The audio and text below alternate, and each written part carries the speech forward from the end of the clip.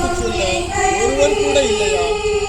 கும்பலாக சேர்ந்து கூச்சலிடுவதால் நியாயம் செத்து போகுமா? எதிர்த்து பேச வலுவற்றவர்களுக்கு எதிராக சட்டத்தை பயன்படுத்தி நீ நடத்தும் சதி நாடகம் சரியானதா?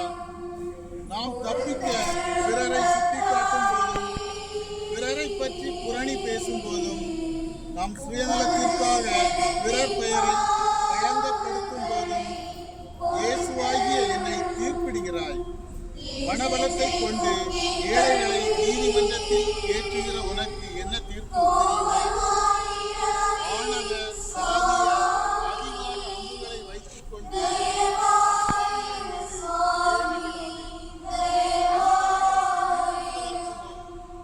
உன் அழுகை ஒருமுறை